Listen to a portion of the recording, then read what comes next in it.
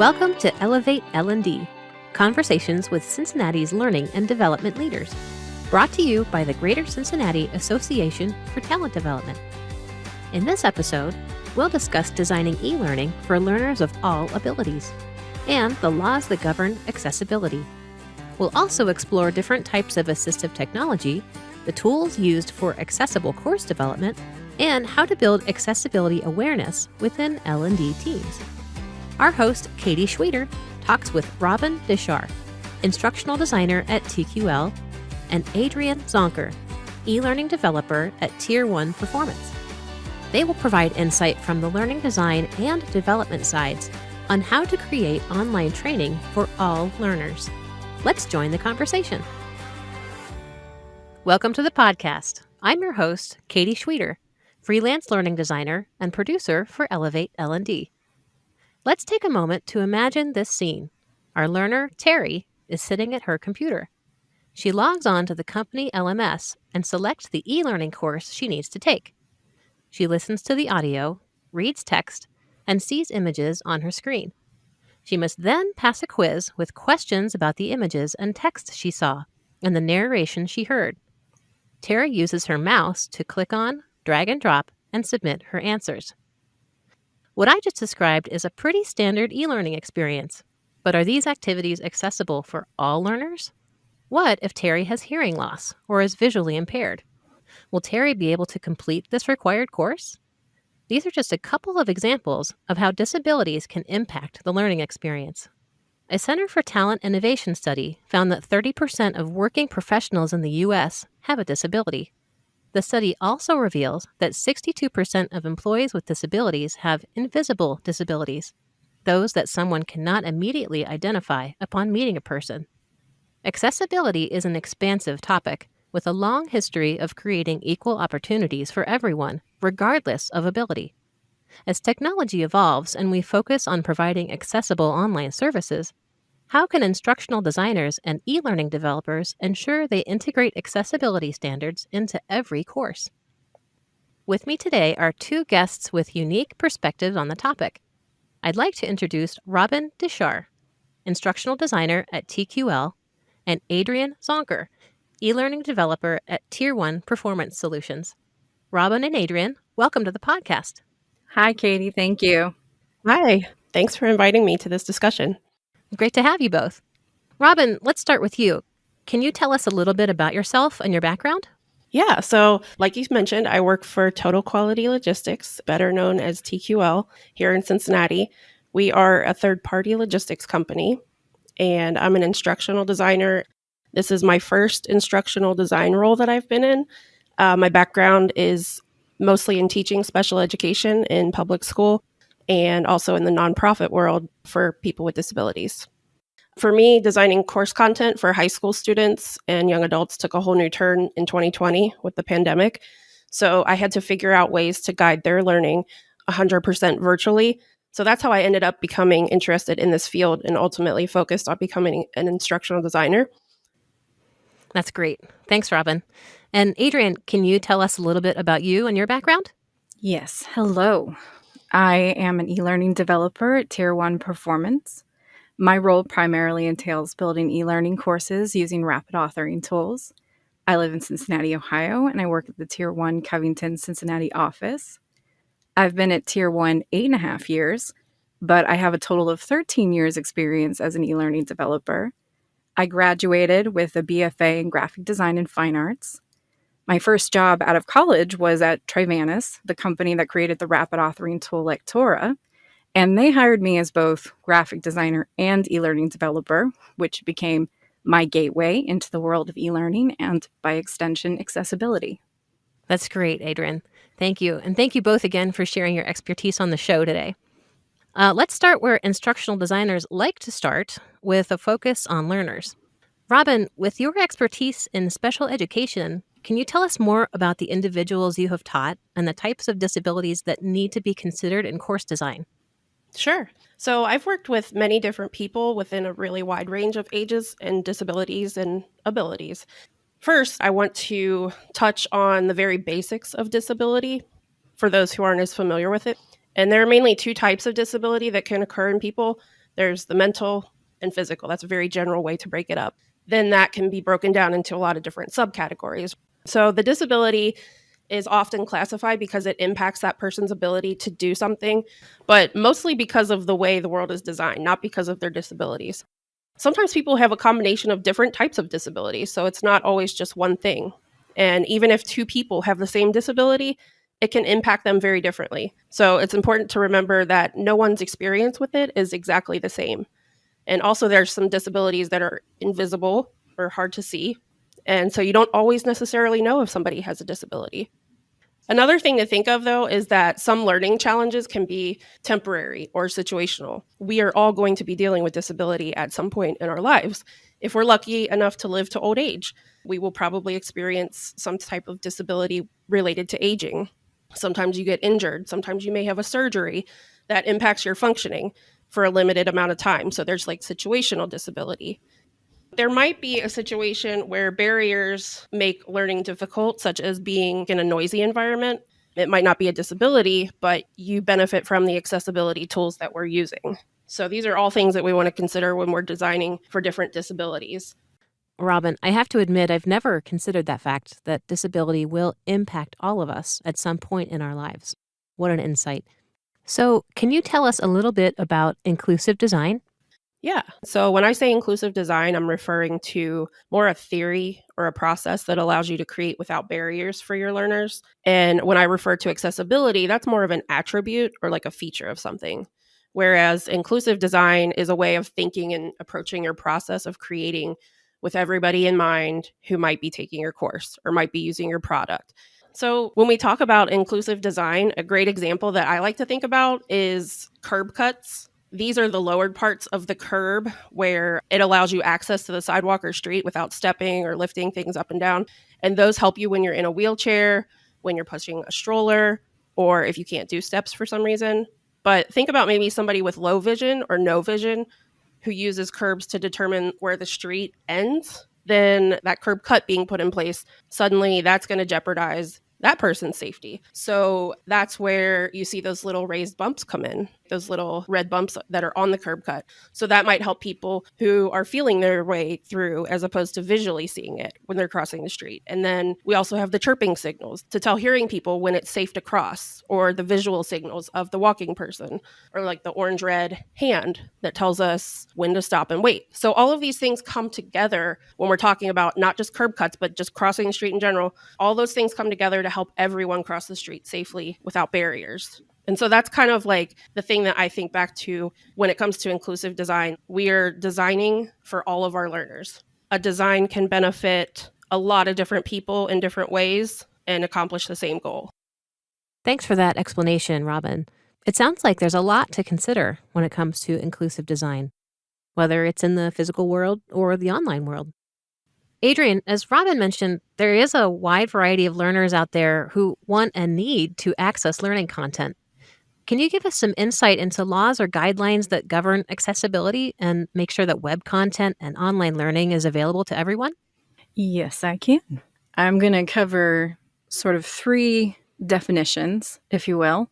First, I want to start with Section 508.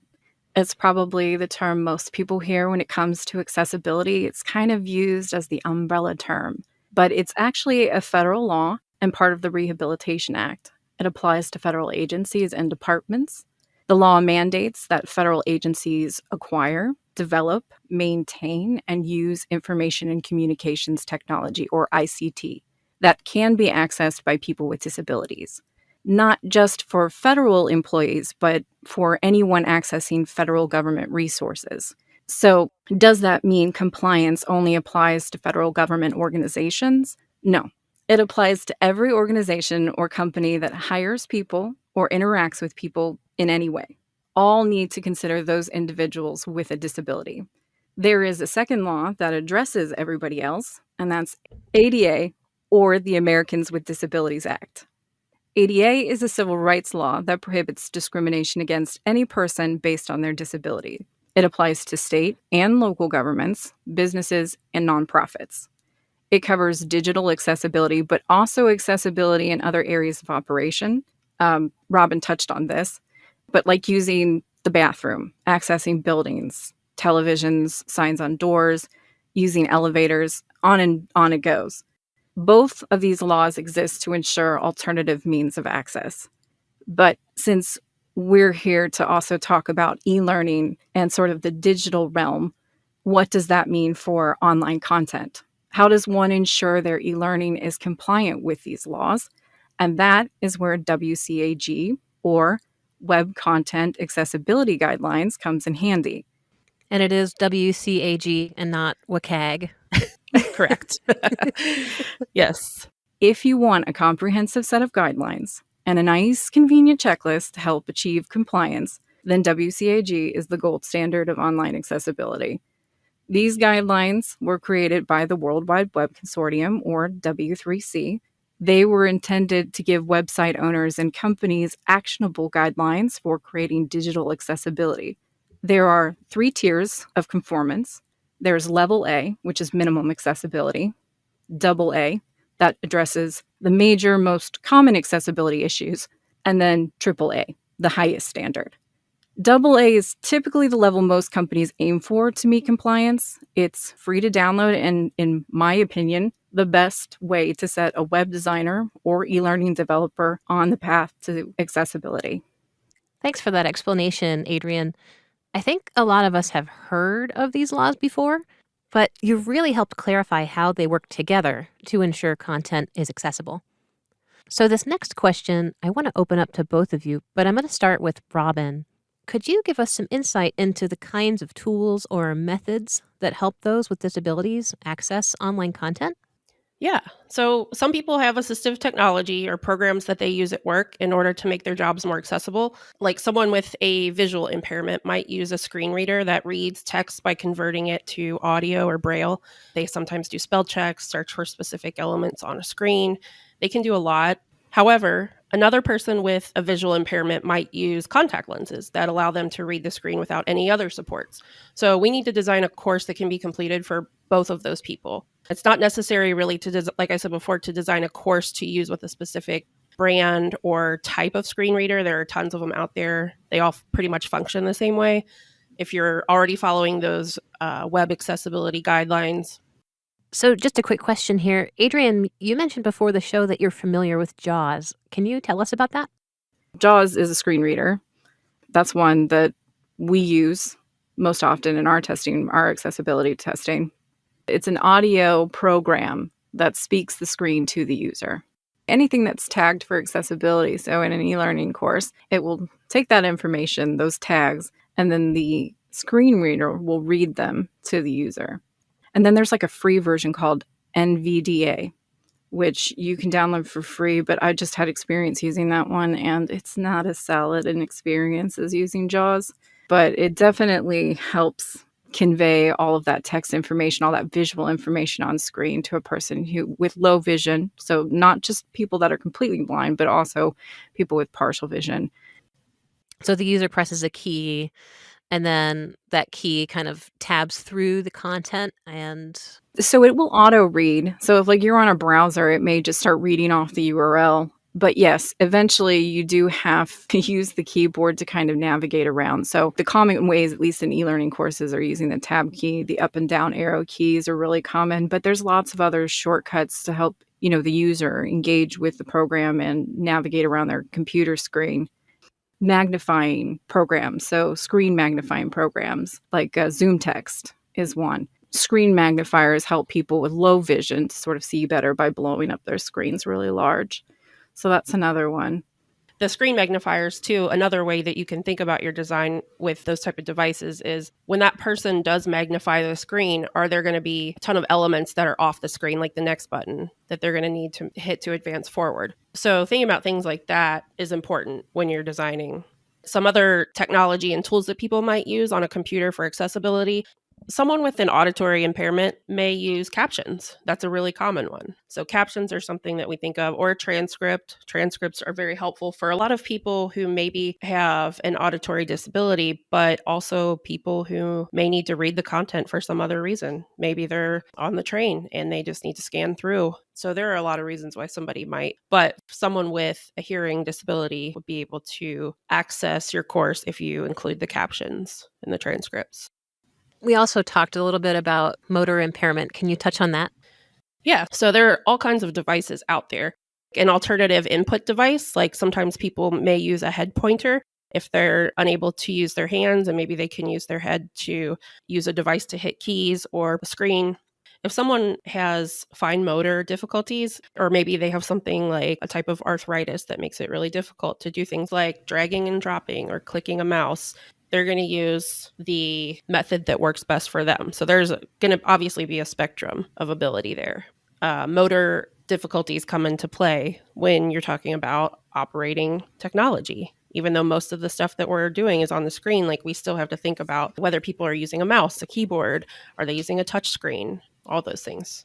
As long as you're using the guidelines to design and then also taking advantage of all those accessibility controls and things that we already have access to through our programs, you should really be able to reach most of the people that are using those types of devices. So in that introductory story where I talked about our learner and how she wasn't able to click and drag and drop to perform her quiz, that would be an example of somebody with a motor impairment who could then not complete that quiz. Right. So what are some design adaptations that could be made to enable the learner to take that quiz? Yeah, so there's a few different ways. If you have an objective for a course that requires a non-accessible activity, like that quiz that you're talking about, you can kind of branch that learning path and provide an accessibility optimized alternative experience, like a personalized learning path or like a drop-down menu activity. That would be an example. Okay. Stay away from drag and drops. Yeah. Essentially. Anything in which the mouse is the primary tool to navigate the page is something I would recommend staying away from. There's other ways you can create engaging e-learning through clicking or tabbing or arrow keys, but using the keyboard is definitely the primary way people with mobility issues are going to access your content. So any kind of interactivity has to be accessible via keyboard.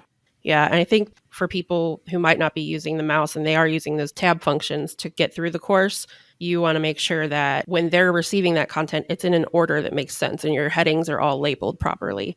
It also comes into play like when someone's using a screen reader to get the information on the screen, because the content will need to be set up in a way that makes sense. So we mentioned audio impairment, vision impairment, mobility, but we really didn't discuss cognitive, which I think is pretty important when you're talking about learning. I'm glad that you brought that up, Adrienne, because, cognitive impairment it's one of those invisible disabilities. Yeah, I feel like that one is probably the least talked about. I mean, people, you got to have the closed captioning. You got to have the alt tags. There's going to be the screen reader testing. Yes, and then the keyboard. People might not even be thinking of the mobility impairment folks, but they'll be thinking of the keyboard and the screen reader because usually they go hand in hand, especially for somebody who does use a screen reader. I feel like the cognitive folks kind of get left out. Mm-hmm. Yeah, that's true. People kind of assume still sometimes that people with cognitive disabilities can't work or don't work. And that's definitely not true. That's my previous job. That's pretty much what we focused on. So, Adrienne, any development best practices for learners with cognitive impairments? The few things I do know, the few best practices I do know for those who might have learning disabilities is to, one, chunk out the text. Make your page have clear hierarchy of headings and then body text, but they should be chunked out so that they're comprehensive and easy to read. That's one thing. The other thing was when it came to assessments, no timing, no time tests, no extra pressure on those learners that might take a little longer to process information. So those were probably the two biggest things, was structuring the page in a way that had headers and paragraph text and were chunked out information, and then also making sure that you aren't putting them under a timer, having that extra added pressure. Those were kind of the two main things. Right. So, if you do have someone with a cognitive impairment, one thing that we can do in our courses, if you're designing, a lot of times we're writing script. So, using language that is not cliches, idioms, sayings as a general rule is a really good thing to remember. The use of language can alienate more users than you think due to those hidden disabilities that we were talking about that impact the way that people understand literal versus figurative language. So if we're using just saying what we mean and using like the factual terms and just staying away from those cliches and idioms, which I know there can be a lot of in different industries, that's usually like a rule I try to remember.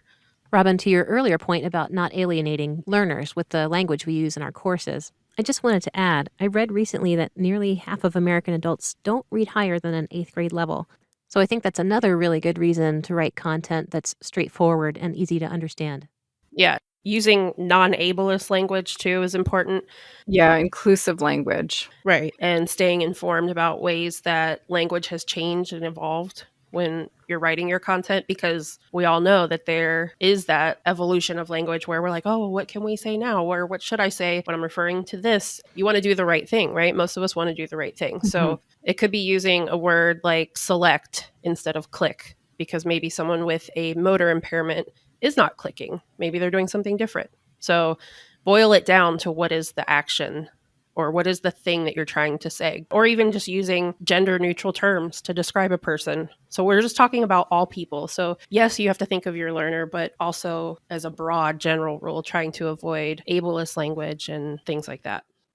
I feel like I have such a better understanding now of the learner perspective. Thanks, Robin and Adrian. I want to switch gears a bit to the development side. Adrian, we talked about the assistive technology that learners use to access content.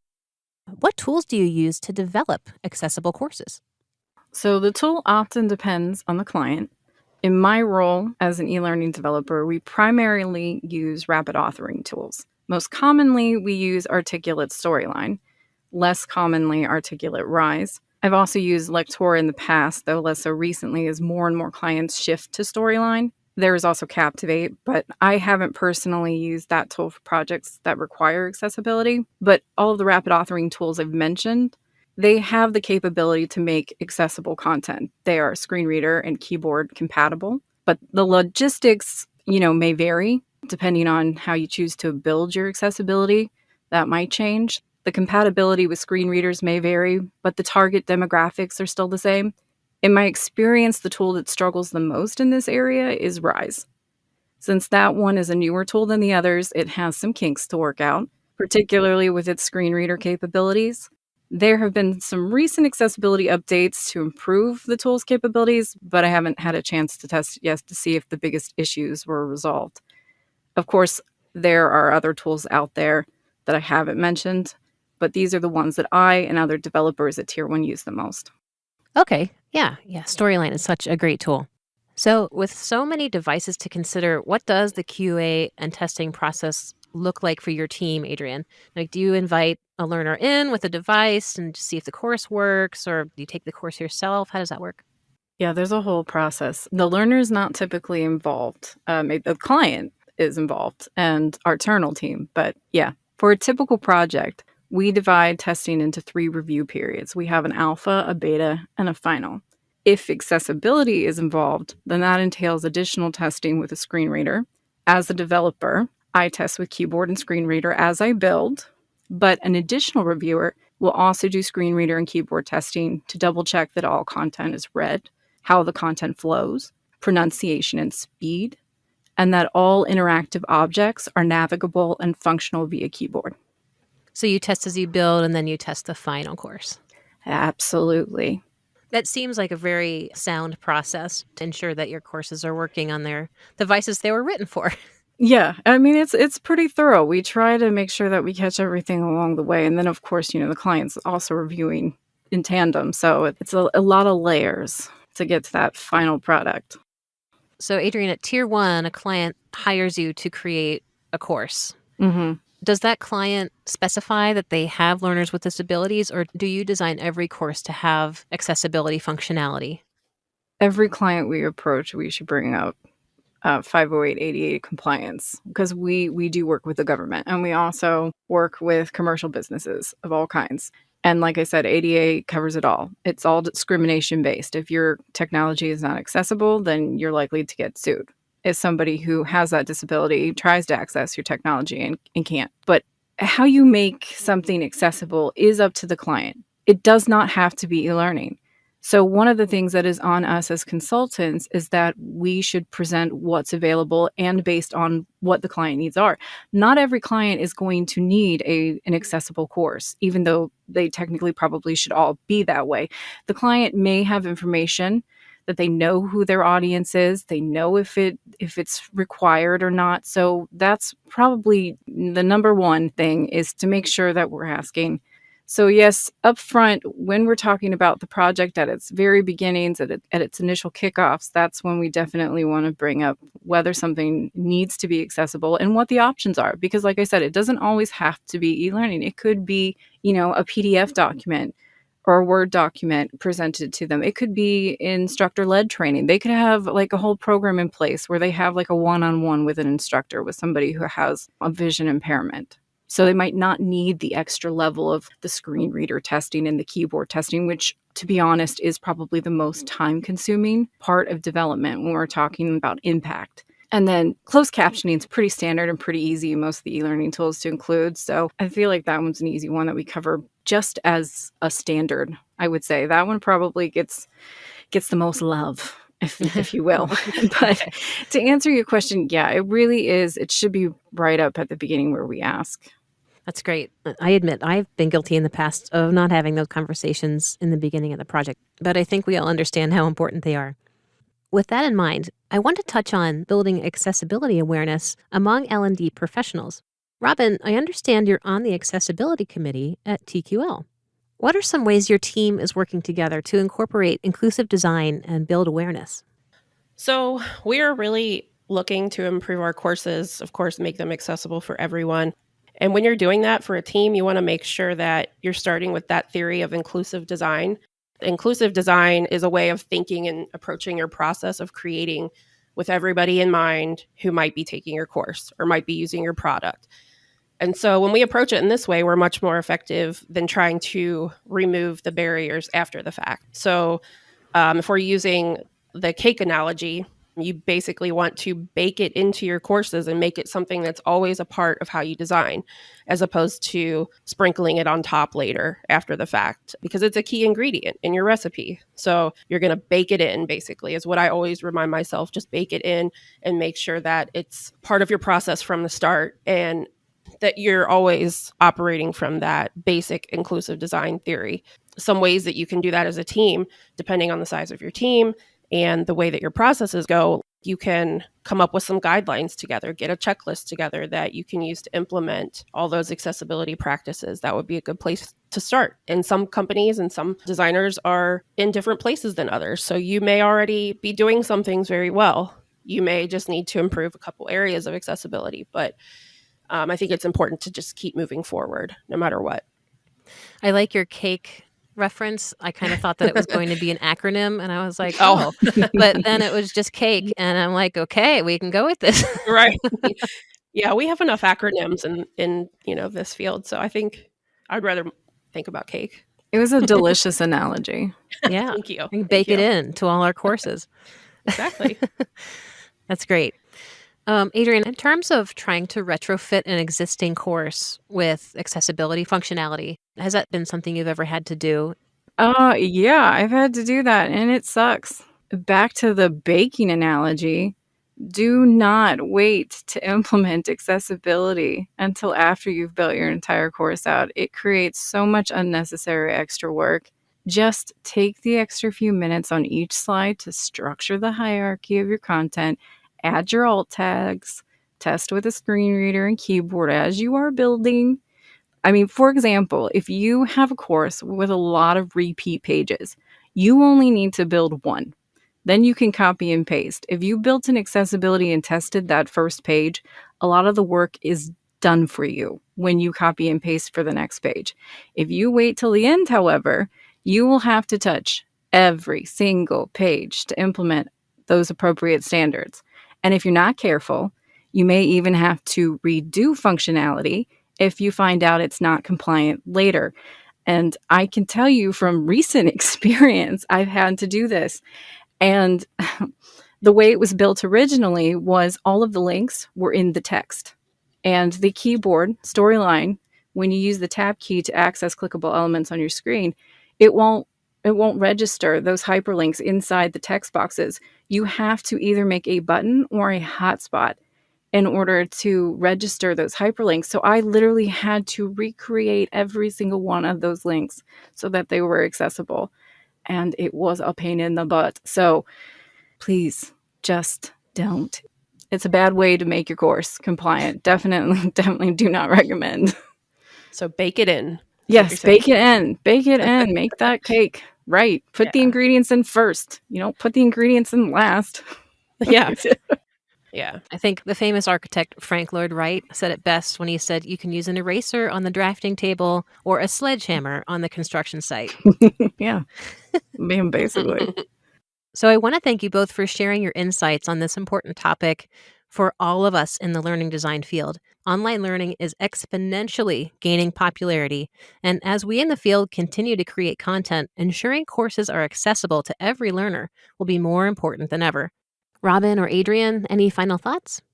Yeah. So when you have a group of very diverse learners, you have to think and design for everyone. Otherwise, you're not meeting your goals. And you're essentially, without sugarcoating it, you're essentially discriminating, is what that comes to. Whether you're intending to do that or not, that's kind of a hard pill for people to swallow, right? Because I'm assuming most of us did not get into this field or get this job because we wanted to hurt or make people's lives harder, but rather it was likely because we wanted to help others learn and meet their goals. Mm-hmm. So we kind of have to put our human egos aside a bit and remember that we're supposed to be learning these new ways of doing things. Doesn't mean you're not good at your job or that you're a bad person because your course didn't meet accessibility standards. But once you know better, you can change the way that you do things. And so in terms of history, this is a very new thing we're talking about, inclusive design and e-learning. So no one's been doing it perfectly from the start. There's always going to be some discomfort when a change or a growth is taking place. And I think that we know that, and our brains really want to resist that and run away from it. They want to avoid those growing pains usually, and that's pretty normal. But we all know that that's, as you know, in the education field, that's where the magic happens. So with that in mind, we need to listen to the disability community and learn some ways that we can design and develop content that works for all learners, not just one portion of them, especially if we want to practice diversity and inclusion in our workplaces. I'm so glad that you mentioned that, and building an awareness on the part of L&D leaders is really key. That's kind of what this podcast is about. As e-learning developers and instructional designers, having an awareness and having the leaders of our team have an awareness, but also helping our clients have an awareness of what we can do for them. Yeah, they don't always know. And that's the thing. And that's part of the problem. We don't always know. I know there's a lot of people that aren't aware and, how to make them more aware. That's kind of the internal struggle. But yeah, clients themselves don't even always know exactly what it means. Mm-hmm. It's an awareness thing. And I don't really want to say it's anybody's fault. It's just people don't really understand what they don't know. Yeah. It's like what Robin said earlier. Yeah, exactly.